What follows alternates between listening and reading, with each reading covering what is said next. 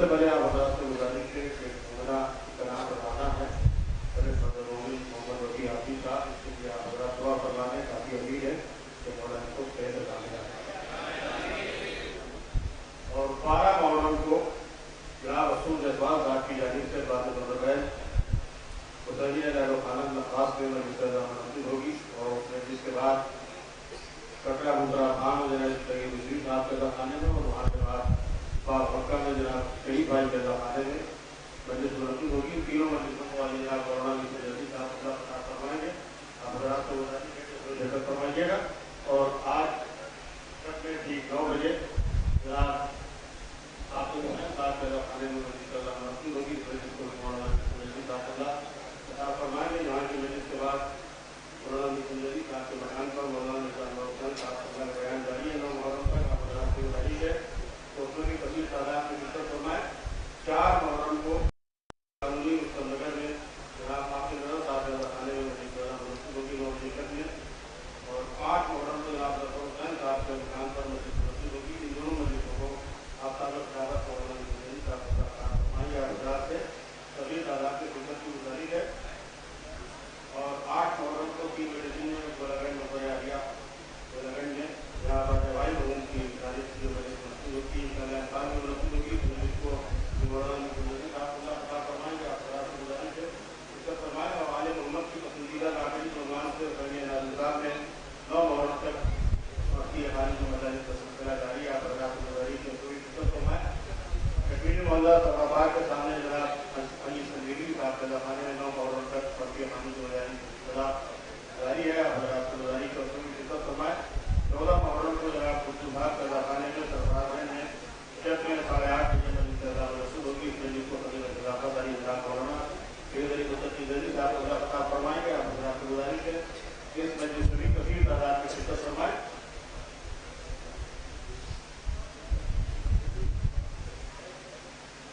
اور آج رستم نگر میں جناب افغان حسین صاحب کے خانے میں شب 8 بجے وقت کی پابندی سے مجلس منعقد ہوگی. اس مجلس میں خطاب فرمائیں گے علی جناب مولانا عمار حسین صاحب اللہ. حضرات کی گزارش ہے کہ اس میں بھی کثیر تعداد میں شرکت فرمائیں. نعرہ صلوات.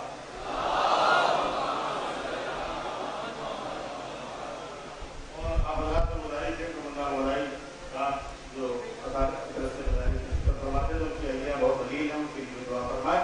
نعرہ صلوات. 11 محرم کو شاگرد جناب نیت وزیری صاحب کے خانے میں صبح 9:30 بجے مجلس منعقد ہوگی. اس مجلس کو مولانا جلدی صاحب کا خطاب فرمائیں گے. آواز بلند نعرہ صلوات.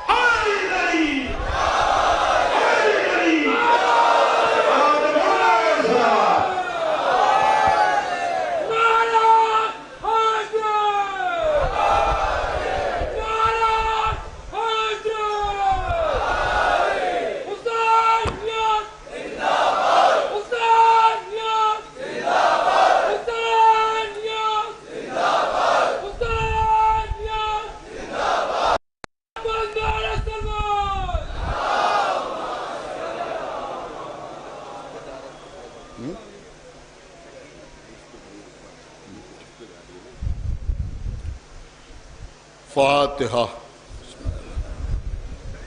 الحمدللہ رب العالمین الرحمن الرحیم اهدنا الصراط المستقيم صراط الذين أنعمت عليهم غير المغضوب عليهم ولا الضالين. صل على محمد اللهم صل على محمد اللهم صل على عجل فرج.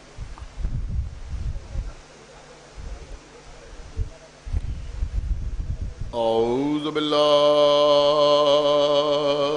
السمیع العلی العظیم من الشیطان اللعین الرجیم. بسم اللہ الرحمن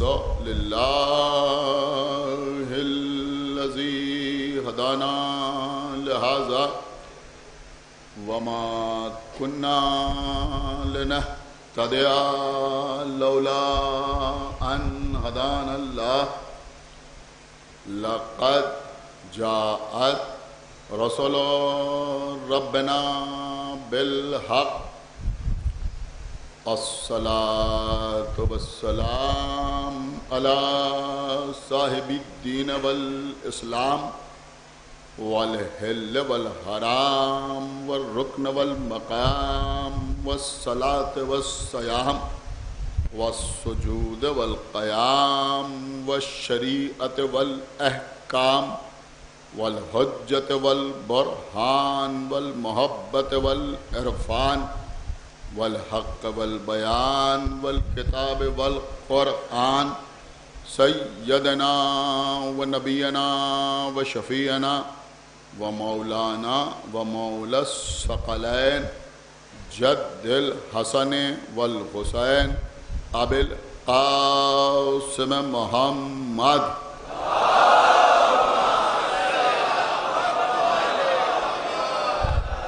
وعلى أهل بيته الطيبين الطاهرين المعصومين المظلومين المنتخبين المنتجبين الذين أذهب الله عنهم الرجس وطهرهم تطهيرا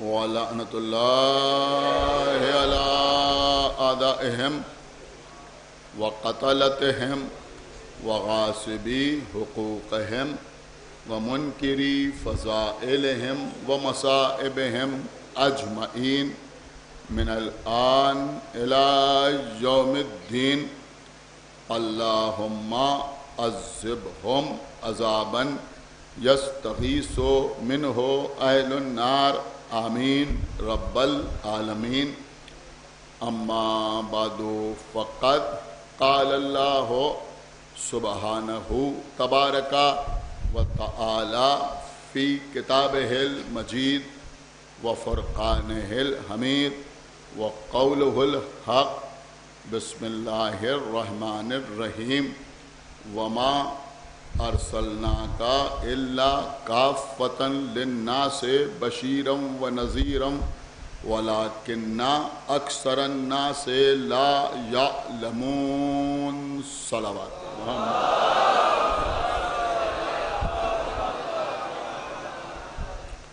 شان رسالت آئین عصمت میں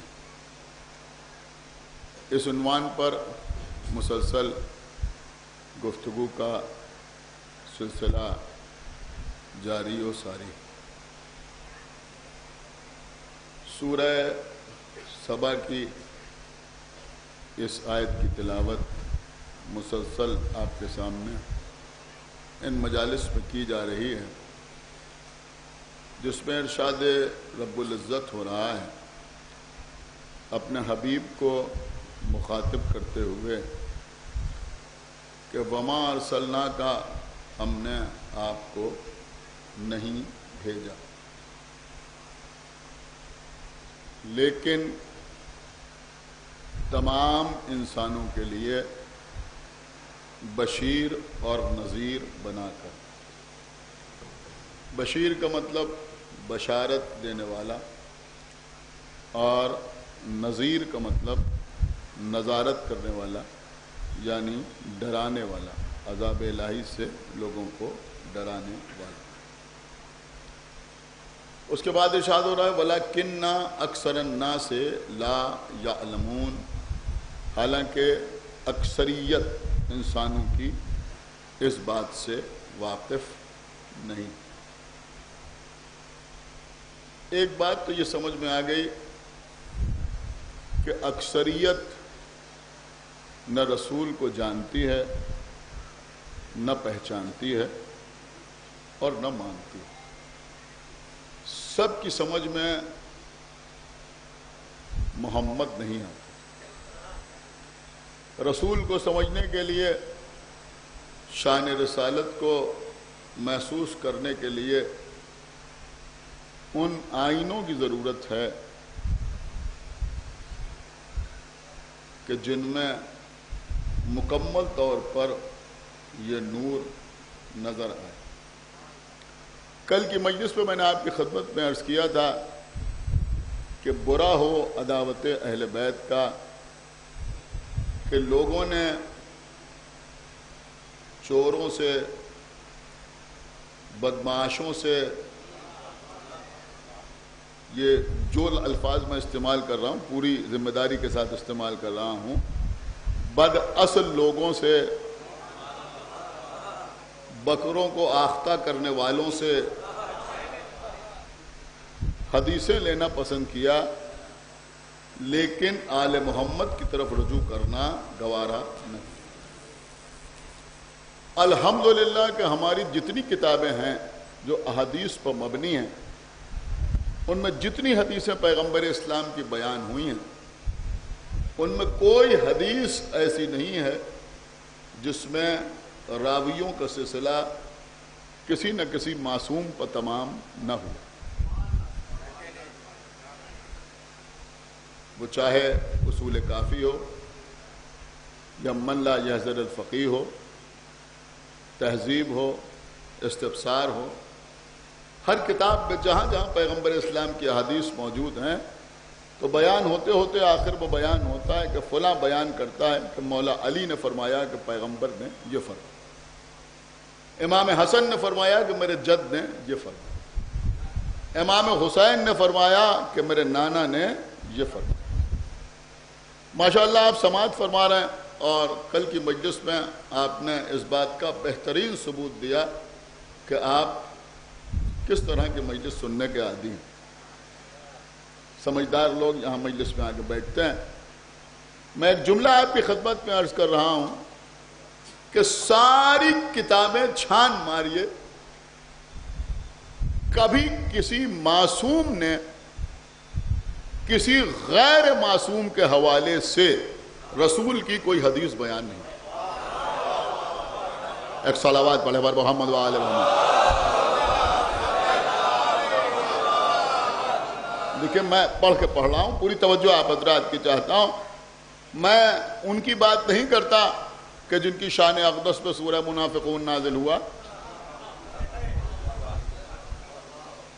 ان لوگوں کی بات نہیں کر رہا ہوں، میں ان کی بات کر رہا ہوں جن پر ہماری جان قربان سلمان، ابو ذر،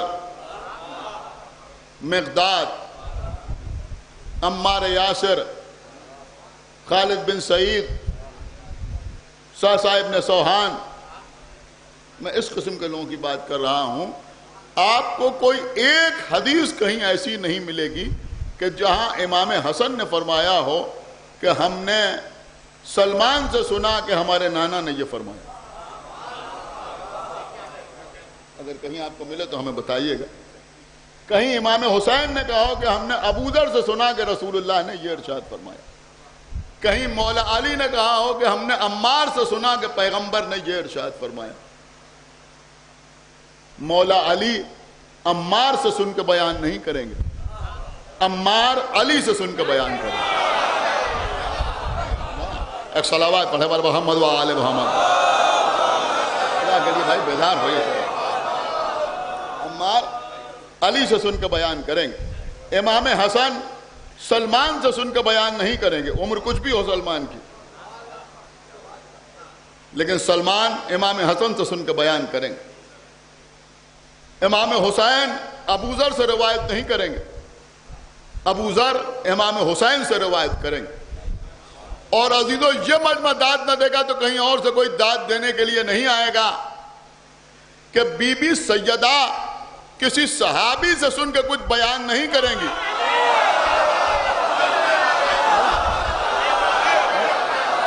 کے لیے بھائی سنیے جب میں عرض کر رہا، بلکہ صحابی بی بی سیدہ سے سن کے بیان کرے گا۔ اور اگر کسی کو یقین نہ ہو تو حدیث کتاب پڑھ کے دیکھ لے۔ سنا آپ نے کیسے حدیث قصہ کا آغاز ہوتا ہے؟ ان جابر ابن عبداللہ الانصاری رویا ان فاطمہ الزہرا، جابر بیان کرتے ہیں کہ فاطمہ روایت کرتے ہیں۔ کیا آپ نے چوسی تو یہاں مسئلہ، اور خود پیغمبر اسلام نے اپنی حیات طیبہ میں لوگوں کو یہ بتایا بھی کہ دیکھو تمہیں دین کس سے اختیار کرنا۔ ذرا آپ غور کیجئے کہ پیغمبر ہیں، پیغمبر کے سامنے اصحاب ہیں۔ میں آپ کی خدمت پہ عرض کر رہا ہوں کہ آج جو لوگ اس طرح کی باتیں کرتے ہیں ان سے آپ پوچھئے کہ بھئی ٹھیک ہے کوئی پیغمبر کی ہمیں ایک چھوٹی سے چھوٹی روایت دکھا دو، ہماری نہیں اپنی کتابوں میں دکھا دو، اپنی کتابوں میں دکھا دو کہ پیغمبر نے اہل بیت میں کسی سے کہا ہو کہ دیکھو تم فلاں صحابی کے پیچھے چلنا۔ کیا سن رہے ہیں آپ نے؟ غور ہی نہیں کیا میں کیا عرض کر گیا۔ پیغمبر نے کسی سے کہا ہو کہ تم میرے فلاں صحابی کی پیروی کرتے رہنا، دیکھو جدھر وہ ہوگا ادھر حق ہوگا۔ پیغمبر نے کبھی اہل بیت سے نہیں کہا کہ تم صحابہ کے ساتھ چلنا۔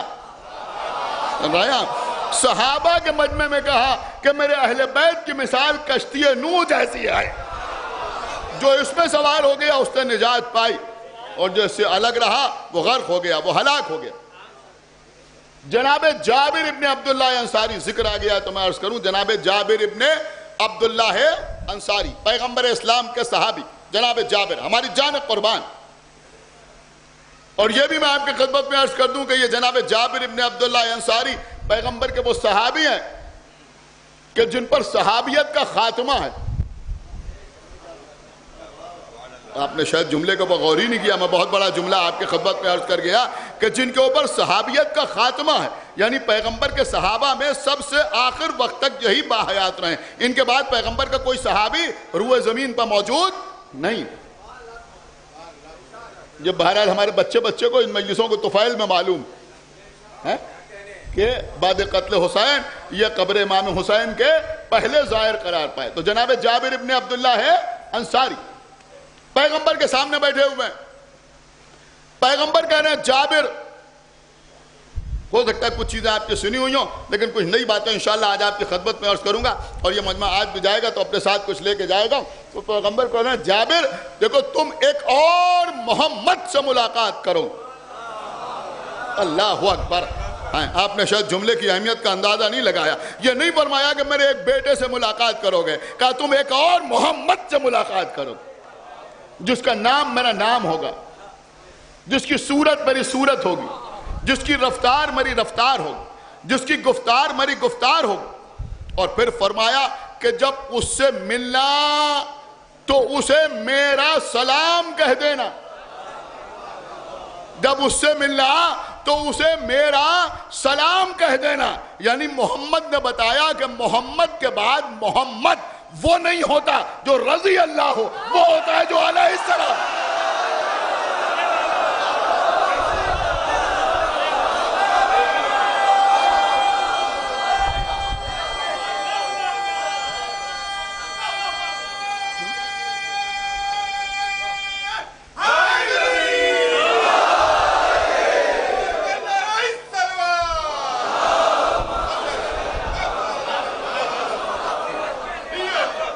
میں موضوع سے قطعاً الگ نہیں ہوں، بالکل موضوع کے مطابق گفتگو ہو رہی ہے کہ جب اس سے ملنا تو اسے میرا سلام کہہ دینا، اسے میرا سلام کہہ دینا۔ جناب جابر ابن عبداللہ انصاری انتظار کرتے رہے، وقت گزرتا گیا۔ یہ جابر وہ خوش قسمت صحابی ہیں جنہوں نے اللہ کے رسول کی صحبت کا شرف حاصل کیا، مولا علی کو سلام کرتے رہے، امام حسن کی خدمت میں رہے، امام حسین کے زمانے میں موجود رہے، امام زین العابدین کا زمانہ بھی دیکھا۔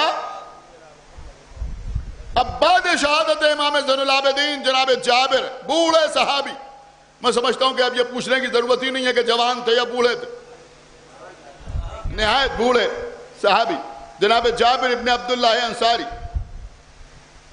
چہرے پر جھریاں پڑی ہوئی، کمر خمیدہ، سر کے اور ریش کے بال سفید، چلے جا رہے لیکن سامنے سے ایک بچہ چلا آ رہا۔ بچے کو غور سے دیکھا۔ دیکھیے اگر کوئی صاحب معرفت ہو تو بڑھاپے میں بھی چڑچڑا نہیں ہوتا.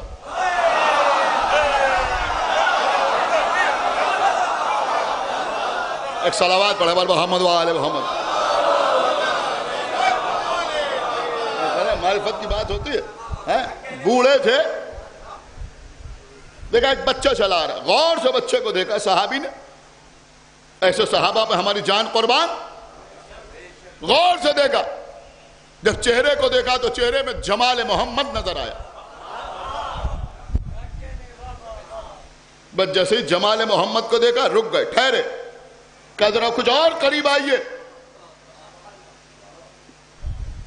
دیکھیے بہت قیمتی جملہ آپ کی خدمت میں عرض کرنے جا رہا ہوں. نبی نے کہا تھا اس کی صورت میری صورت ہوگی, اس کی رفتار میری رفتار ہوگی. چہرے میں جیسے ہی جمال محمد کو دیکھا, کہا صاحبزادے کچھ اور قریب آئیے. اب صحابیت کی نگاہیں چہرے سے اتر کے پیروں پر رک گئی. سنا آپ نے, پیروں کو دیکھا. اب رفتار میں محمد کی رفتار نظر آئی. جب قریب آئے تو اب کہا ذرا کچھ کلام بھی تو کیجئے, کچھ کلام بھی تو کیجئے.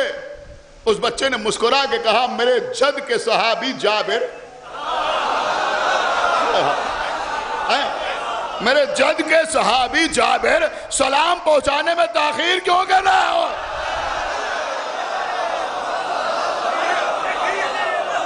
ایک صلوات بڑھے محمد و آل محمد. سلام پہنچانے میں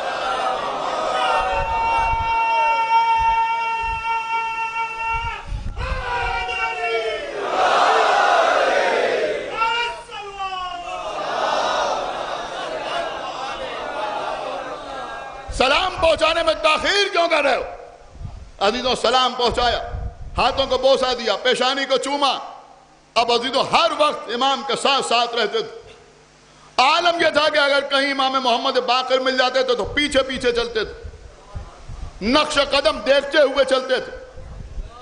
کسی سے برداشت نہ ہوا, اس نے کہا آپ اتنے بوڑھے آدمی, اپنی عمر کا خیال کیجئے, اپنی سفید ریش کا خیال کیجئے. آپ ایک بچے کے پیچھے پیچھے چلتے ہیں, آپ کو شرم نہیں آتی؟ جناب جابر نے معرفت میں ڈوبا ہوا جواب دیا, اپنی ریش کو اپنی مٹھی میں لیا, آسمان کی طرف دیکھا, کہ قسم اس خدا کی جس کے قبضہ قدرت میں میری جان ہے, میری بزرگی اسی وقت تک قائم رہ سکتی ہے جب تک میں اس بچے کے نقش قدم پر چلتا رہا.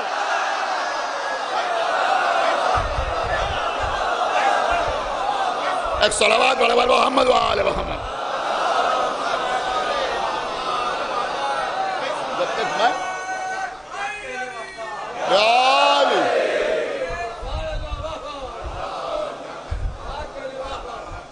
بہت واقعات ہیں جناب جابر ابن عبداللہ انصاری اور امام محمد باقر علیہ السلام.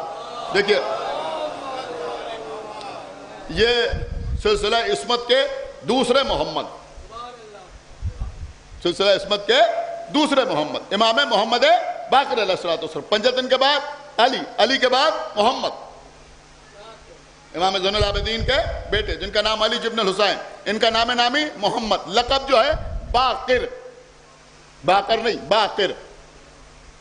باقر کا مطلب ہوتا ہے شگافتہ کرنے والا. باقر العلم یعنی علم کو شگافتہ کرنے والا. ہماری جان قربان. عزیزوں ایک بات میں نے 2-4 سال پہلے اسی ممبر سے پڑھی تھی, آج اس کا ایک دوسرا رخ آپ کی خدمت پہ پیش کرنا چاہتا ہوں کہ یہ ہمارے 5ویں امام, ان کی شان یہ ہے کہ ان کی والدہ جناب فاطمہ بنت حسن ہے, امام حسن کی بیٹی ہیں. ان کے بابا علی ابن الحسین ہیں, یعنی ہمارے 5ویں امام امام حسن کے نواسے ہیں, امام حسین کے پوتے ہیں. دادا بھی جوانان جنت کے سردار ہے,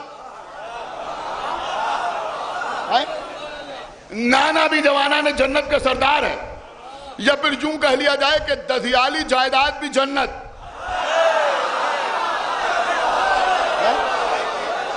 اور کیا آپ نے, اور ننہیالی جائیداد بھی جنت.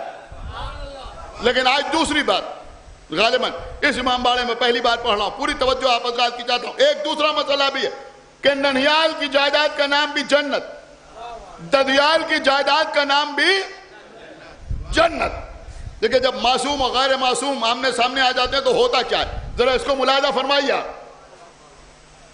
دنیا کچھ شخصیتوں کی بڑی تعریف کرتی ہے، لیکن ذرا سنیے، یہ پانچویں امام، دادا امام حسین، نانا امام حسن، امام حسن بھی بی بی فاطمہ کے بیٹے، امام حسین بھی جناب زہرا کے بیٹے، فدق بی بی فاطمہ زہرا کی ملکیت، خدا کے لیے بیدار ہو کو سنیے، فدق، خدا کے لیے بہت توجہ آپ حضرات کی چاہتا ہوں، یہ باتیں انہی مجلسوں کے حوالے سے ہمارے بچوں تک پہنچتی ہیں۔ فدق بی بی فاطمہ زہرا کی ملکیت، امام حسن بھی فدق کے وارث، امام حسین بھی فدق کے وارث، اب امام محمد باقر نانا کی طرف سے بھی فدق کے وارث، سنا ہی نہیں آپ نے، دادا کی طرف سے بھی فدق کے وارث ہیں۔ اب یہ فدق کے وارث ہیں کون؟ کہ امام محمد باقر علیہ السلام، بنی امیہ میں ایک بادشاہ گزرا ہے جس کا نام ہے عمر ابن عبدالعزیز، کل کی مجلس میں میں نے تھوڑا تذکرہ کیا، عمر ابن عبدالعزیز، عمر ابن عبدالعزیز مدینے آیا، مدینے میں آ کر اعلان کیا، دیکھیں اس میں تین باتیں ہیں امام کی، اور میں سمجھتا ہوں کہ اس سے بہتر کوئی تبلیغ بھی نہیں ہوگی، پوری توجہ کے ساتھ سنیے گا۔ مدینے آیا، مدینے میں آ کر عمر ابن عبدالعزیز نے اعلان کیا کہ اگر کسی کا کوئی حق حکومت پر ہو تو وہ آئے، میں اسے دینے کے لیے تیار ہوں۔ مولا علی نے اپنے دور خلافت میں، لوگ کہتے ہیں فدق واپس نہیں لیا، وہ ایک الگ موضوع ہے، امام حسن اور امام حسین اپنے زمانے میں اس مسئلے میں خاموش رہے، امام زین العابدین علیہ السلام نے بظاہر اس کا مطالبہ نہ کیا، لیکن اب عمر ابن عبدالعزیز آواز دے رہا ہے کہ اگر کسی کا کوئی حق ہے تو آئے۔ اب یہاں مسئلہ اہم یہ ہے کہ اگر امام نہ جائیں،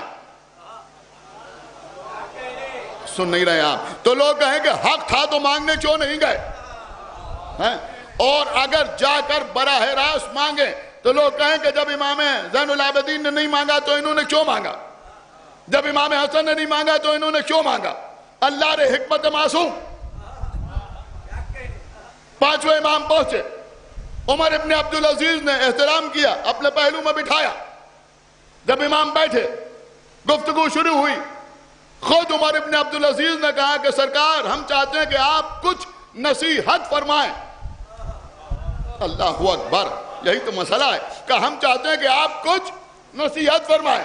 امام نے فرمایا میں تجھے تین باتوں کی نصیحت کرتا ہوں، آج ان تین باتوں کی وضاحت آپ کے سامنے بھی ہو جائے، آپ کو بھی لطف آ جائے۔ کہا سن، پہلی بات یہ ہے کہ جب تم خوش ہو تو حلال و حرام کی تمیز کو بھول نہ جاؤ۔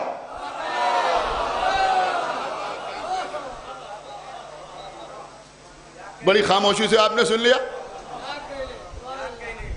اس کا مطلب یہ ہوا کہ خوشی کے موقعوں پر یہ حلال و حرام کی تبلیغ ضروری ہے۔ سن رہے ہیں آپ یا نہیں سن رہے ہیں؟ میں کیا عرض کر رہا ہوں، حلال و حرام کی تبلیغ ضروری ہے خوشی کے موقعوں پر۔ دیکھیے عزیزوں، کوئی پریشان نہ ہو کہ مسئلے ہیں تو ان کا کوئی حل بھی ہونا چاہیے۔ بے شک ہماری قوم میں بیوائیں بھی ہیں، یتیم بھی ہیں، بچوں کی تعلیم کا مسئلہ بھی ہے، کچھ بچوں کے بعد اسکول کی فیس بھی نہیں ہے، کتابیں بھی نہیں ہیں، غریب لڑکیوں کی شادیاں بھی ہونا ہیں، لیکن ان سارے امور کے لیے لوگوں کی نگاہیں یہ مجلس حسین پر ہونے والے خرچ پر ہی کیوں ہیں؟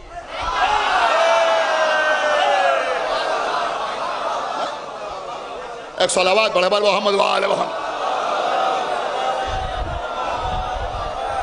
سن رہے ہیں آپ یا نہیں؟ ارے بھیا تمہیں یہ مجلس حسین کا ٹینٹ نظر آ رہا ہے، میرج ہال میں جا کر کیٹرنگ نظر نہیں آ رہی ہے؟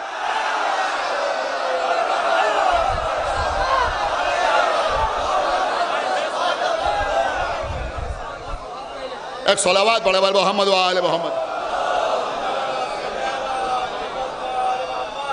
دیکھیں بات عزاداری پہ آئے گی تو ہم بولیں گے ضرور. بہت توجہ آپ حضرات کی چاہتا ہوں. اگر اس امام باڑے میں سنیے جملہ عرض کر رہا ہوں، اگر اس امام باڑے میں ایک شمع روشن ہو جائے گی تو یہ بلب ہوتے ہوئے شمع روشن کرو گے تو یہ فضول خرچی ہے، اور جب 3000 روپے کی پلیٹ کھاتے ہو تب فضول خرچی نہ رہے.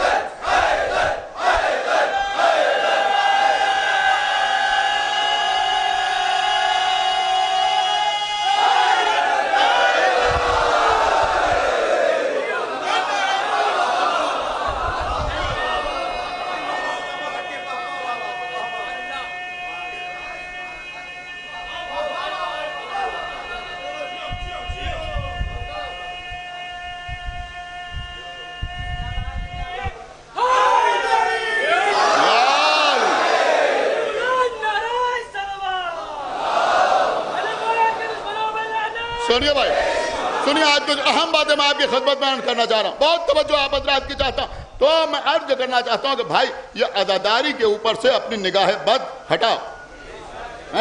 ہم تم کو ہرس بتا رہے ہیں جہاں جہاں سے فنڈ اکٹھا ہو سکتا ہے.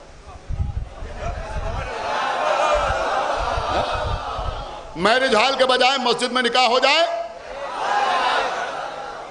جتنا پیسہ خرچ کرنا ہے لڑکے کے باپ کو یا لڑکی کے باپ کو، وہ بچوں کی تعلیم و تربیت پہ خرچ کر دیا جائے. کیا پریشانی ہے؟ کیا پریشانی؟ یہ باتیں تبلیغ کی ہیں یا نہیں؟ اچھا پھر اب تو عالم ہی ہو گیا کہ صاحب یہ بار بار زیارت پہ جانے سے اچھا ہے کسی غریب لڑکی کی شادی کرا دی جائے. یہ ہمیں بتاؤ کہ یہ غریب لڑکی کی شادی میں جو خرچ ہو رہا ہے، جو تم خرچ کرنا چاہ رہے ہو، یہ کوئی شرعی خرچہ ہے؟ بھئی میں بہت قیمتی بات آپ کی خدمت پہ عرض کر گیا، آپ نے شاید غور ہی نہیں کیا میں کیا عرض کر گیا. یہ بتاؤ کہ شادی میں شرعی خرچہ ہے کیا؟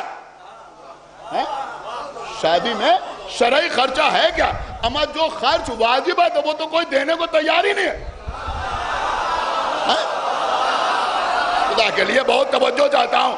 کیسے مرد ہو بھائی تو چھوٹا سا مہر جو ہے وہ آج تک کر دے.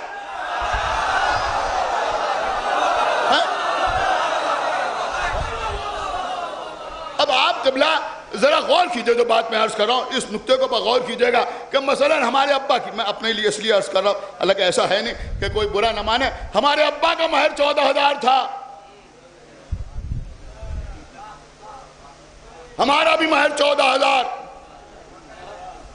انشاءاللہ ہمارے بیٹے کی شادی ہو تو اس کا بھی مہر 14,000.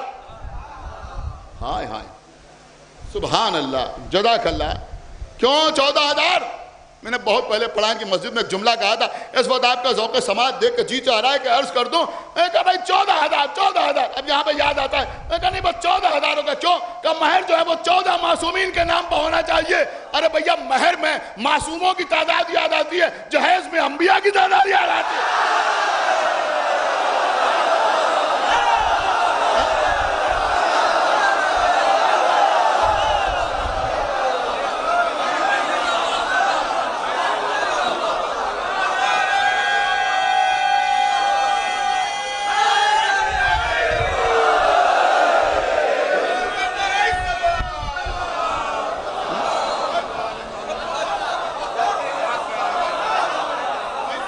ایک صلوات اور پڑھے بر محمد و آل محمد. اچھا آپ کے پاس مال ہے، آپ خرچ کر رہے ہیں شادی میں، ہمیں کوئی اعتراض نہیں، خرچ کیجئے. سبحان اللہ، ماشاءاللہ، جزاک اللہ. میں نے کہا 1 کروڑ کی شادی کی، لیکن وہاں بھی خرچ وہیں پہ ہوگا جہاں لوگ دیکھیں. ہائے ہائے ہائے میں کچھ عرض کر رہا ہوں، دیکھیے کیونکہ میرا اس سے دور کا کوئی تعلق نہیں ہے اس لیے کھل کے بول رہا ہوں. سنیے جو میں عرض کر رہا ہوں، کیونکہ میرا اپنا میں نکاح پڑھانے جاتا نہیں اور میں پڑھتا بھی نہ مجھے پڑھانے کا حق ہے، لہذا میں بول رہا ہوں اس کے اوپر اور کھل کے بول رہا ہوں کہ بھائی جو چیز دکھانے والی ہے وہاں تو خرچ ہوگا، لیکن نکاح پڑھانے والے کو جو نذرانہ دینا ہے وہ چونکہ لفافے میں رکھ کے دینا ہے لہذا 500 کافی ہے۔ ایک صلوات پڑھ پر محمد وآلہ محمد، ایک صلوات پڑھ پر محمد وآلہ محمد، ایک صلوات اور پڑھ پر محمد وآلہ محمد۔ میں سمجھتا ہوں کہ وہ بھی کام اگر دکھا کے ہو کہ بھئی مولانا کو یہ نذرانہ پیش کیا جا رہا ہے تو شاید اس میں بھی اضافہ ہو جائے۔ ایک صلوات پڑھ پر محمد وآلہ محمد، تو لفافے میں رکھ کے دے دیا ہے کسی کو پتہ ہی نہیں چلا۔ ایک صلوات اور پڑھ پر محمد وآلہ محمد۔ سنایا؟ تو میرے عرض کرنے کا مقصد یہ ہے کہ خوشی کے موقع پر حرام و حلال کا خیال رکھو، ایسا نہ ہو کہ خوشی کی وجہ سے حرام کی طرف چلے جاؤ۔ خوش ہونے کا یہ مطلب نہیں، خوش ہونے کا یہ مطلب نہیں۔ یہ جلوسوں میں مجلسوں میں جو باحجاب خواتین آ رہی ہیں تو یہاں تو حجاب یاد آ رہا ہے۔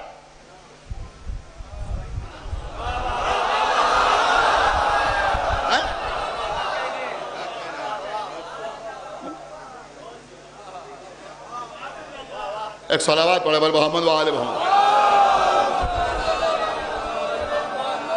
میرے خیال میں اب کچھ کہنے کی ضرورت نہیں، آپ بات سمجھ گئے میں کیا عرض کر رہا ہوں، سمجھ رہے ہیں؟ تو امام نے سب سے پہلی تبلیغ یہی کی کہ دیکھو خوشی کے موقع پر حرام و حلال کو بھول نہ جانا، خوشی کے موقع پر حرام و حلال کو بھول نہ جانا۔ اس کے بعد فرمایا دوسری ہدایت تمہارے لیے یہ ہے، دیکھیں یہ اس کے لیے نہیں تھا، یہ سب کے لیے تھا، کہ دوسری ہدایت تمہارے لیے یہ ہے کہ جب غصے میں آنا تو عدل کا دامن چھوڑ نہ دینا۔ دیکھیں یہ غصہ بھی بڑی عجیب و غریب چیز ہے، غصہ بھی بڑی عجیب و غریب چیز ہے۔ اگر میں آپ کی خدمت میں عرض کروں تو شاید بہت سے لوگوں کو شروع میں غصہ آ جائے کہ معصوم کے قول کے مطابق ہم سب تھوڑے تھوڑے پاگل ہیں۔ ایک صلوات پڑھ پر محمد وآلہ، اور اگر مستقل نہیں ہے تو ہو جاتے ہیں کبھی کبھی۔ آپ سوچ رہے ہوں گے یہ میں کیا کہہ رہا ہوں، اچھے بھلے لوگوں کو یہ ہم کا لفظ اسی لیے تو اہل لکھنؤ استعمال کرتے ہیں۔ ایک صلوات پڑھ پر محمد وآلہ، یہ کوئی برا نہ مان، ہم بھی اس پہ شامل۔ تو کیوں؟ اس لیے کہ معصوم کا قول ہے، بہت غور سے سنیے گا، معصوم کا قول ہے کہ یہ غصہ جو ہے یہ جنون ہے، پاگل پن، غصہ جو ہے یہ جنون ہے، پاگل پن۔ اور اس کے بعد معصوم نے فرمایا کہ اس کا ثبوت یہ ہے کہ غصہ آنے کے بعد انسان کو پچھتاوا ہوتا ہے۔ سنا آپ نے یا نہیں سنا؟ غصہ آنے کے بعد آدمی کو پچھتاوا ہوتا ہے کہ ہم کو اس وقت غصہ کیوں آیا۔ اب دیکھیں نوجوان خاص طور سے سنیں، ہماری عمر آتے آتے تک جو یہ کام ہونے لگتا ہے کہ پچھتاوا ہوتا ہے، بہت توجہ آپ حضرات کی چاہتا ہوں، لیکن امام نے فرمایا کہ اگر غصہ آنے کے بعد تمہیں پچھتاوا نہ ہو تو یہ سمجھ لو کہ جنون مستقل ہو گیا ہے۔ اگر پچھتاوا نہ ہو، ایک صلوات پڑھے پر محمد وآلہ محمد، اس کا مطلب یہ ہوا کہ پاگل پن جو ہے وہ پرماننٹ ہو گیا۔ تو غصے کے عالم میں ایسا نہ ہو کہ عدالت تمہارے ہاتھ سے جاتی رہے۔ اس کے بعد فرمایا سنو تیسری بات، یہ بھی آپ سب کے لیے ہے، کہ تیسری بات سنو، اگر تمہارے پاس کسی کی کوئی شے ہو اور اس کا حقدار تمہارے سامنے ہو تو اسے دینے میں تاخیر نہ کرو۔ ایک صلوات پڑھے پر محمد وآلہ محمد۔ دیکھیں سن تو سارے لوگوں نے لیا ہے، سنا تو آپ سب نے، لیکن الحمدللہ آپ کا عمر ابن عبدالعزیز سے کوئی موازنہ نہیں کیا جا سکتا. یہ مومنین بیٹھے ہیں تو اس سے زیادہ اثر آپ پہ ہونا ضروری ہے. ایک صلوات پڑھے بر محمد و آل محمد. اس سے زیادہ آج جو کچھ میں آپ کو سنا رہا ہوں اس کی صحیح داد وہی ہوگی کہ اگر کسی کی کوئی رقم آپ کے پاس ہے, کسی کا کوئی مال آپ کے پاس ہے, کسی کا کوئی حق آپ کے پاس ہے, کسی کو کوئی چیز آپ کے پاس ہے, تو آپ کو میں امام کا قول سنا رہا ہوں تو اسے جلد از جلد واپس کریں اگر آپ کے اختیار میں. سمجھ رہے ہیں؟ اس لیے کہ اس جملے کا اثر سنیے کیا ہوا. امام نے عمر ابن عبدالعزیز سے کہا کہ اگر, دیکھیں اللہ اکبر, یہ امام کی گفتگو کا انداز ہے, مانگا بھی نہیں, جاوید بھائی مانگا بھی نہیں, کہ اگر کسی کا کوئی مال تمہارے پاس ہے اور وہ تمہارے سامنے ہو تو اسے دینے میں تاخیر نہ کرو. یہ نہیں کہا کہ ہم دے دیں گے, ٹھیک ہے دے دیں گے, نہیں, دینے میں تاخیر نہ کرو, فوراً اسے دو.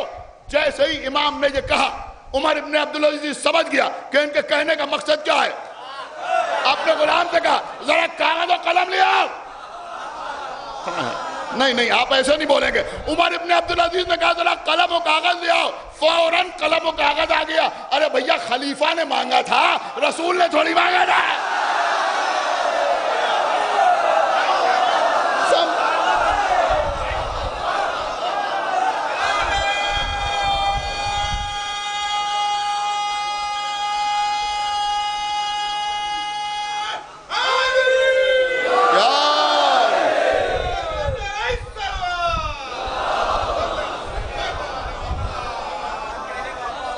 سنیے قبلہ, فوراً قلم و کاغذ سامنے آ گیا. امام نے کیا فرمایا تھا؟ امام نے فرمایا تھا کہ اگر کسی کی کوئی شے تمہارے پاس ہو تو اسے دینے میں تاخیر نہ کرنا. قلم و کاغذ سامنے آیا. عمر ابن عبدالعزیز نے قلم اٹھایا, کاغذ پر ایک سطر لکھ کے امام کے حوالے کی. آپ کو معلوم ہے کیا لکھا؟ دیکھیں فزیکلی پوزیشن تو امام کو فدق پہ حاصل نہ ہوا, وہ ایک الگ مسئلہ ہے, پورا الگ موضوع ہے. لیکن جو عمر ابن عبدالعزیز نے لکھا, قسم خدا کی ایک سطر ہے, لیکن جتنا جی چاہے اتنا داد دیجیے گا, جتنا جی چاہے اتنے نعرے لگائیے گا. بی بی فاطمہ زہرا آپ کو سلامت رکھیں گی. عمر ابن عبدالعزیز نے قلم اٹھایا, کاغذ پہ لکھا کہ میں عمر ابن عبدالعزیز وہ فدق امام محمد باقر کو واپس کر رہا ہوں جو ان کی جدہ فاطمہ زہرا سے ظلم کے ساتھ چھین لیا گیا تھا.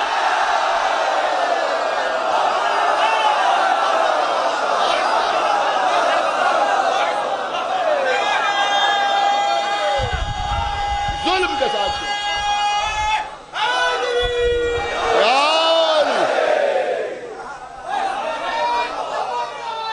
جو ان کی جدہ سے ظلم کے ساتھ چھین لیا گیا. یہی امام کی کامیابی تھی.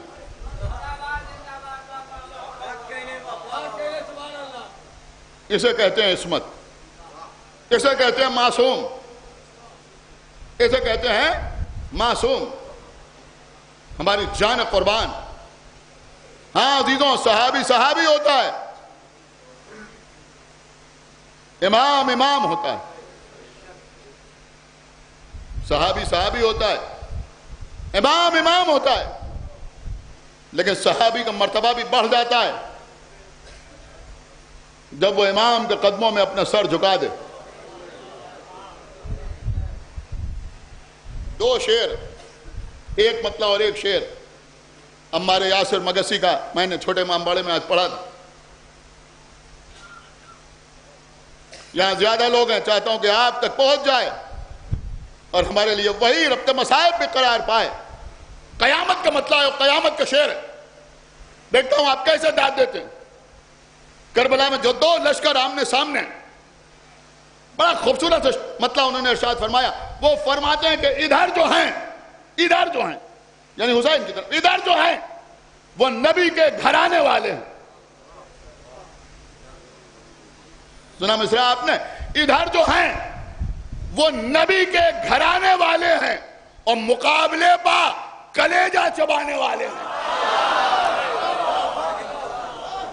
ادھر جو ہیں وہ نبی کے گھرانے والے ہیں اور مقابلے پا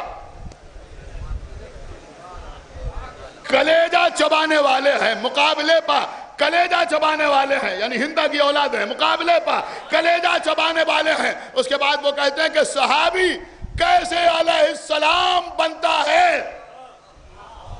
صحابی کیسے علیہ السلام بنتا ہے، حسین حر کو بنا کر دکھانے والے ہیں۔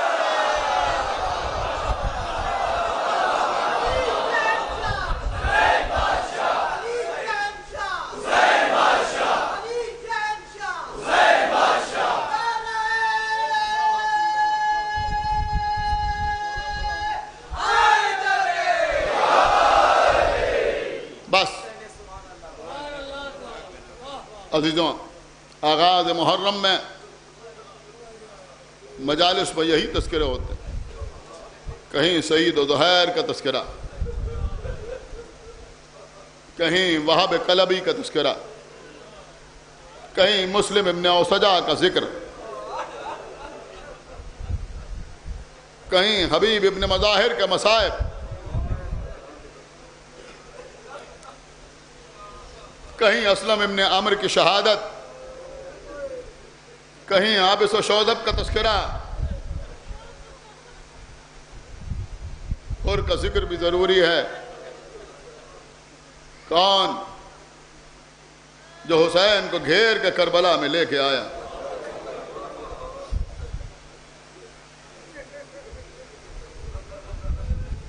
شب عاشور ہے،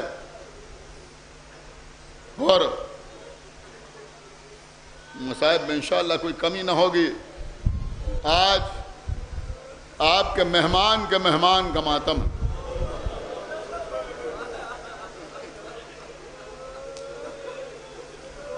خیمے کے سامنے کھڑے ہوئے ہیں، غلام نے آ کے کہا آقا ہم نے کھانے کا انتظام کر دیا ہے،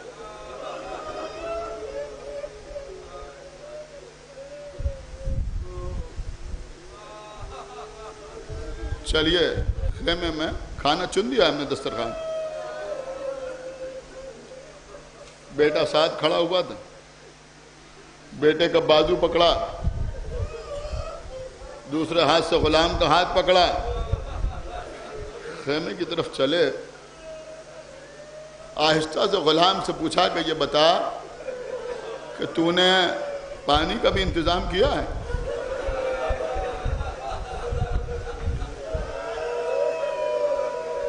اس نے کہا میرے آقا آپ جانتے ہیں میں پانی کا انتظام ضرور کرتا ہوں، آب سرد کے جام دسترخوان پر رکھے ہوئے ہیں۔ اے آقا، اب قیامت کا جملہ ہے، وہ کہتا ہے آقا میں نے آپ کے گھوڑے کو بھی سیراب کر دیا۔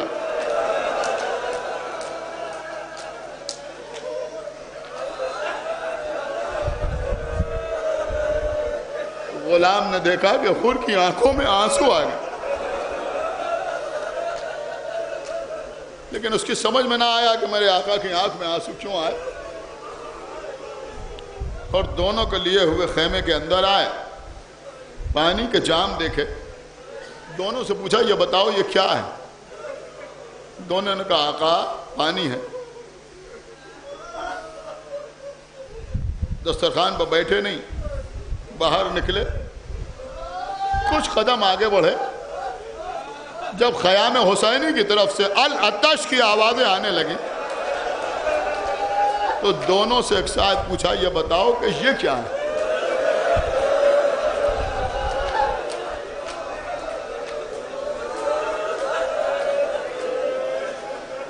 دونوں نے کہا آقا یہ حسین کے چھوٹے چھوٹے بچے ہیں جو العطش کی آوازیں بلند کر رہے ہیں۔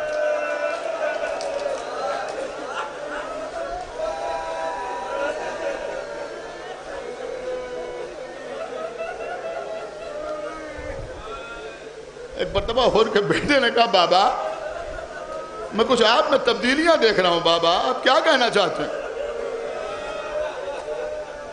کہ میرے لال تم میرے بیٹے ہو، جو تم سمجھ رہے ہو میں وہی کہنا چاہتا ہوں۔ اے میرے لال ایک طرف جنت ہے ایک طرف جہنم ہے، مجھے جہنم میں جانا گوارا نہیں، میں حسین کی جانب جانا چاہتا ہوں۔ کہا بابا یہ پریشانی کیا ہے؟ چلیے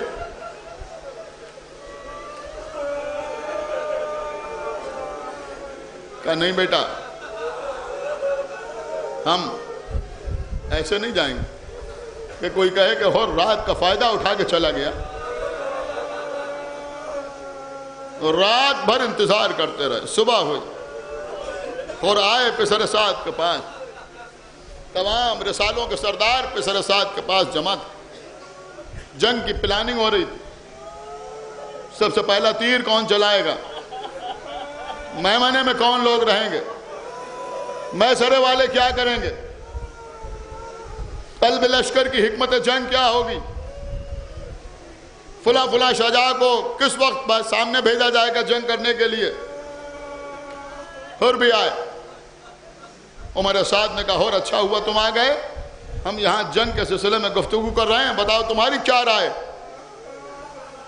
اور کہتے ہیں یہ بتا کہ یہ جنگ ٹالی نہیں جا سکتی. کہا نہیں, اب تو عبید اللہ ابن زیاد کا حکم آیا ہے کہ اب جنگ ہوگی, ہمیں حسین کو قتل کرنا ہے, اس کے علاوہ کوئی اور راستہ نہیں. کہا سلو کی کوئی گنجائش نہیں. کہا نہیں سلو کی کوئی گنجائش نہیں. کہا اچھا تو پر اگر سلو کی کوئی گنجائش نہیں تو میں بھی جنگ کروں گا. کہہ رہے یہ بھی کوئی کہنے کی بات, ہمیں معلوم ہے کہ تم جنگ کرو گے. کہا نہیں کہنے کی بات یہ ہے کہ میں جنگ کروں گا مگر تمہاری طرف سے نہیں, حسین کی طرف. پسر سعد نے دیکھا, کہا اور اگر کوئی مجھ سے پوچھتا کہ کائنات پہ سب سے بہادر کون ہے تو میں تیرا نام لیتا. کیا تو ڈر گیا حسین کے مختصر سے لشکر سے؟ انہوں نے کہا مجھے ایک طرف جنت اور دوسری طرف جہنم دکھائی دے, مجھے نہیں جانا جہنم, میں جا رہا ہوں حسین کی طرف. جو کہا کہ واپس پلٹے چلے امام حسین کی طرف. بیٹا ساتھ میں ہے, غلام بھی ساتھ ساتھ چل رہا ہے. ایک مرتبہ چلتے چلتے حر نے گھوڑے کو روکا. بیٹا آگے بڑھا, بابا کیا جانب جنت جاتے ہوئے قدم رکتے بھی ہیں؟ بیٹا میرے قدم نہیں رک رہے. پھر کہا بیٹا میں حسین کا گناہگار ہوں. آپ سنیں گے اور نے کیا کہا, اے بیٹا میں نے ایسا گناہ کیا ہے کہ یہ گناہ خون کے علاوہ کسی اور شے سے دھل نہیں سکتا. اے میرے لال مجھے حسین کے سامنے ایسے لے چلو جیسے کوئی مجرم جاتا. میرے ہاتھ رومال سے باندھ دو. بعض روایتوں میں یہ ہے کہ میرے ہاتھ پس پش باندھ دو. بہرحال حر کے بیٹے نے حر کے ہاتھ رومال سے باندھے. اے بیٹا ایک کام اور کرو, اے بیٹا یہ میری ابا میرے چہرے پر ڈال دو. کہا بابا یہ کیوں؟ کہ یہ حسین کے جو چھوٹے چھوٹے بچے پیاسے ہیں نا, میں انہیں منہ دکھانے کے لائق نہیں.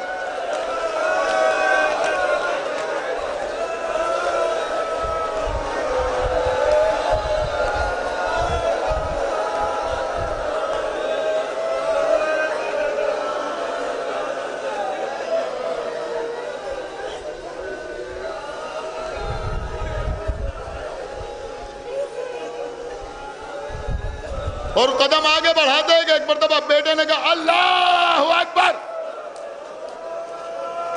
کہا بیٹا کہ تم نے نعرہ تکبیر کیوں بلند کیا؟ کہا بابا غضب ہو گیا, آج میں مصائب میں کوئی کمی نہیں کروں گا, انشاءاللہ آپ روئیں گے پرسا دیں گے.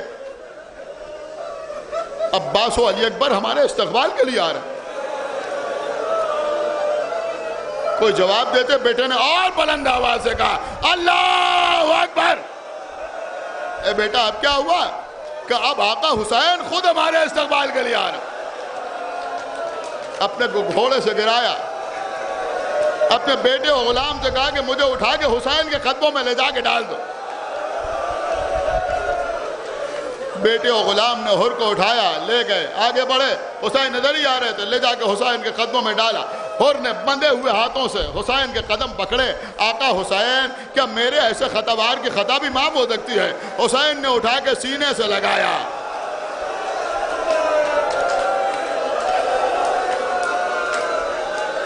یہ جملہ ہی کافی تھا حر کے لیے کہ انت حر فی الدنیا والآخرہ, تو دنیا میں بھی ہو رہا ہے, آخرت میں بھی ہو رہا ہے. پھر یہ بھی فرمایا کہ ارے تو میرا بھائی ہے، انت اخی، تو میرا بھائی ہے۔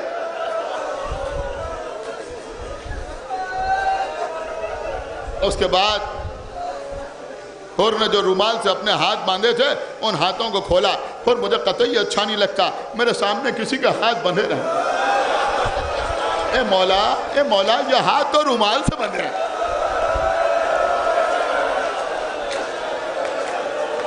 اے مولا یہ ہاتھ تو علامتی طور پہ باندھے گئے ہیں، رومال سے بندھے ہیں۔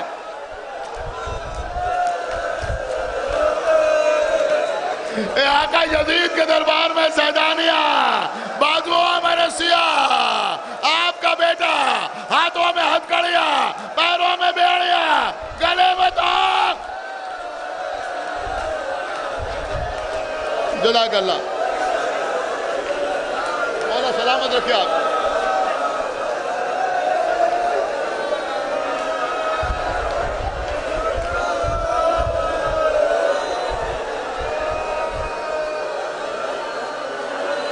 لے جا کے خیمے میں بٹھایا اور بیٹھ گئے۔ آقا حسین ایک لمحے کے لیے باہر گئے، پھر آگے حر کے قریب بیٹھے۔ اب آپ کو معلوم ہے کیا ہوا؟ چھوٹے چھوٹے بچے، اس گھر کی تہذیب، آپ کسی کے گھر مہمان جاتے ہیں، تہذیب یافتہ گھرانوں میں ایسا ہوتا ہے یا نہیں ہوتا ہے؟ چھوٹے بچے آتے ہیں، آگے آپ کو سلام کرتے ہیں، آداب کرتے ہیں، تسلیم کرتے ہیں۔ یہاں عزیزوں حسین حر کے پاس آگے بیٹھے، اب لائن سے بچے آنے لگے، چھوٹے چھوٹے بچے حر کو سلام کر کے آگے بڑھنے لگے۔ اب ہم نے چھوٹے چھوٹے بچوں کو دیکھا، کملائے ہوئے چہرے،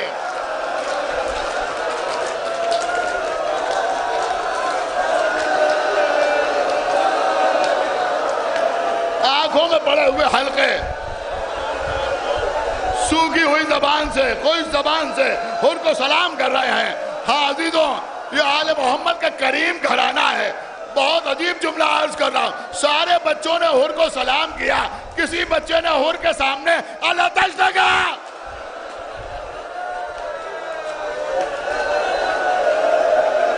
سامنے سے گزرتے ہوئے بچوں کو دیکھا، میں سمجھتا ہوں کہ حر روتے رہے، جیسے آپ کے سامنے 9 محرم کو شبیہ نکلے آپ روئیں، ایسے ہی حر کی آنکھوں سے آنسو بہنے لگے۔ ایک مرتبہ کھڑے ہوئے، آقا کتنا امتحان لیجیے گا، اے آقا میدان میں جانے کی اجازت دے دیجیے، اور تو میرا مہمان ہے،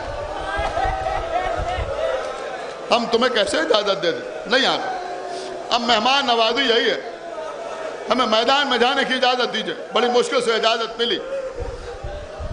سب سے پہلے غلام سے کہا، جا آقا حسین پہ اپنی جان قربان کر۔ غلام شہید ہو گیا، بیٹے کو اشارہ کیا، بیٹا تو آگے بڑھ۔ جیسے ہی بیٹے کو اشارہ کیا، امام حسین کھڑے ہو گئے، اور اس عمر میں جوان لال کا دھام اٹھائے گا۔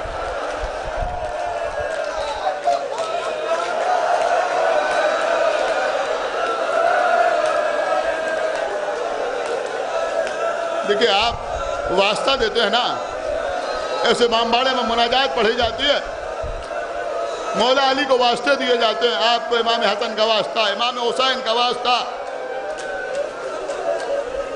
مولا عباس سے آپ دعا کرتے ہیں، سب سے بڑا واسطہ ہوتا ہے آقا عباس آپ کو بی بی سکینہ کا واسطہ۔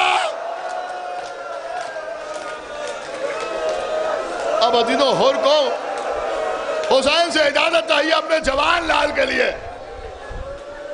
ایک بار شہزادے علی اکبر کی طرف دیکھا، پھر حسین کی طرف دیکھا، آقا آپ کو آپ کے اکبر کا واسطہ، میرے بیٹے کو میدان میں جانے کی اجازت دے دیجئے۔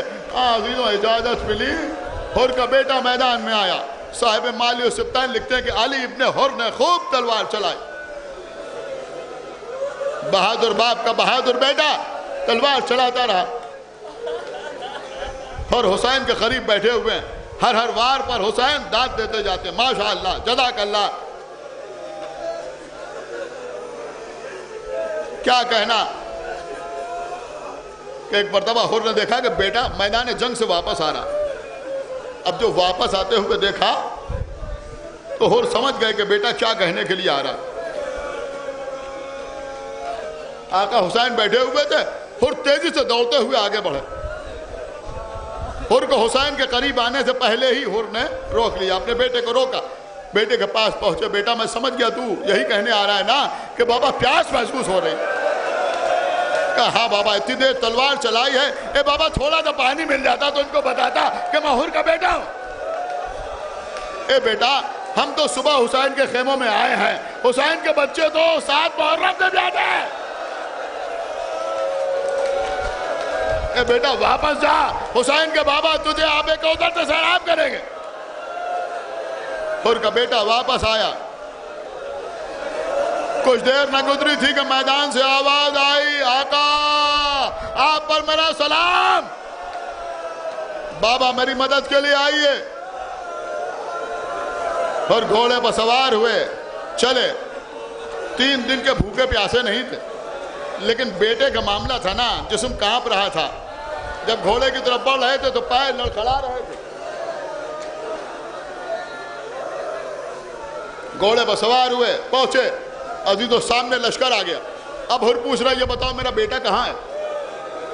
لوگ ہنس رہے تھے, قہقہے لگا رہے تھے, مذاق اڑا رہے تھے. حر پوچھ رہے تھے یہ بتاؤ میرا بیٹا کہاں ہے. کوئی بتانے والا نہیں تھا. کانوں میں ایک جانی پہچانی آواز آئی, الیہ الیہ,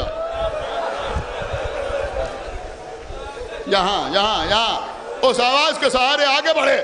اب جو پہنچے تو کیا دیکھا کہ بیٹا اپنے خاک خون میں اڑیاں رگڑ رہا ہے, اور امام حسین علیہ السلام 2 زانو بیٹھے ہوئے ہیں. حر کے بیٹے کا سر حسین کے زانو کے اوپر ہے. اے آقا غضب کیا, کوئی آقا غلام زادے کے قریب آتا ہے. اے حر غضب تو تو نے کیا, کہیں کوئی بوڑھا باپ جوان لال کا جنازہ اٹھاتا ہے. اے مولا یہ حر کے بیٹے کا لاشا ہے, ابھی اسی کربلا میں علی اکبر کا لاشا ہوگا. آپ ہوں گے, چھوٹے چھوٹے بچوں کے ہاتھوں میں علی اکبر ہوں گے.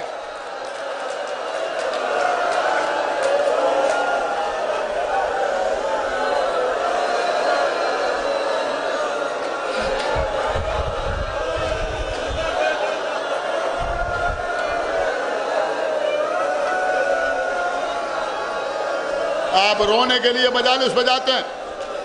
میں چاہتا ہوں مصائب میں کوئی کمی نہ ہو. حر کے بیٹے کا لاشا خیمے میں آیا. گنج شہیدہ میں لاشا رکھا گیا. ایک مرتبہ حسین بیبیوں کے خیمے کے قریب آئے. آپ کو معلوم ہے کیا کہا, بہن زینب رونے میں کوئی کمی نہ کرنا. حر کو احساس نہ ہو کہ کوئی رونے والا نہیں ہے. نبی زادیوں نے حر کے بیٹے کا ماتم کیا.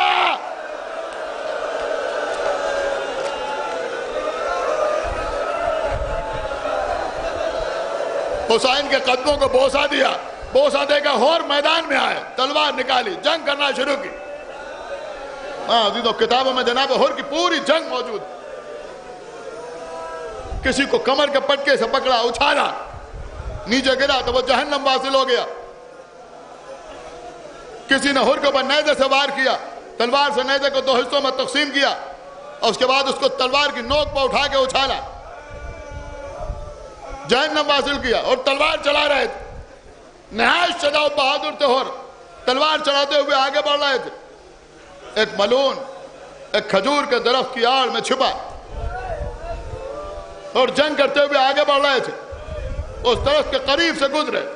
اس نے ایک نیزہ حر کے گھوڑے کے شکم پہ مارا. گھوڑا زخمی ہو کے گرا. جب گھوڑا گرا تو حر بھی گھوڑے سے زمین پہ آئے. یہ سمجھا کہ اب حر پر قابو پا لینا آسان ہوگا, لیکن اب حر نے جنگ کا دوسرا رنگ دکھایا. پیادہ جنگ کرنا شروع کی. صاحب مالی سبتین نے لکھا کہ 1250 یزیدیوں کو حر نے پیدل چلتے ہوئے قتل کیا. ظاہر سی بات ہے یوں ہی شجاع و بہادر تھے, اور اب حسین کے قدموں کو چوم کے آئے تھے. تلوار چلاتے ہوئے آگے بڑھ رہے تھے. اب کسی میں ہمت نہ تھی جو حر کے قریب آئے. لشکر تھوڑا دور ہونے لگا. اب عزیزو پسر سعد نے حکم دیا کہ اب تلواروں سے جنگ نہ کرو, اب تیر برسا حر کے اوپر. اب لوگ دور سے تیر برسانے لگے. تیر حر کے جسم میں پیوست ہو رہے تھے, لیکن یہ جنگ کرتے ہوئے آگے بڑھ رہے تھے. جسم سے خون کے فوارے چھوٹ رہے تھے. پیدل چلتے ہوئے آگے بڑھ رہے تھے.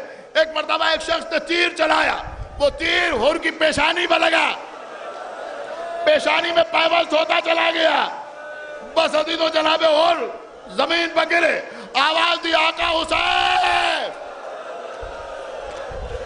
اس غلام نے آپ پر جان قربان کر دی۔ حسین نے آواز دی بیٹا علی اکبر، بھیا عباس، حر کی خبر لو۔ بنی ہاشم کے جوانوں کے ساتھ حسین گھوڑا دوڑاتے ہوئے میدان میں آئے، حر کے قریب آئے، ابھی تو کچھ رمق باقی تھی۔ حسین نے سر اٹھایا، اپنے زانوں پر رکھا، سب سے پہلے پیشانی سے تیر کو نکالا، دیکھا کہ خون بند نہیں ہو رہا ہے۔ ادھر احساس ہوا کہ حر کچھ آہستہ آہستہ کہہ رہے ہیں، کان منہ کے پاس لے گئے، حر کہہ رہے تھے آقا حسین میں صبح عاشور آپ کی خدمت میں آیا تھا، آقا کوئی ایسی نشانی دے دیجئے کوئی جنت پہ جانے سے روکے نا۔ حسین نے بی بی زہرا کے ہاتھ کا بنا ہوا رومال نکالا، حر کے زخم سر میں پیشانی پر زہرا کا رومال باندھا، اور اس سے بڑی کوئی جنت کی سند نہیں ہے۔ حر نے دنیا کو الوداع کہا، آئے حر کم سے کم آخر وقت میں چاہنے والا کریم آقا آ تو گیا، زخموں کو صاف کر دیا، تیر کو نکال دیا، رومال زہرا سے پٹی باندھ دی، لیکن جب یہی حسین زخموں سے چور چور زمین کربلا پر ہوں گے تو نہ کوئی زخموں کو صاف کرنے والا، نہ کوئی تیروں کو نکال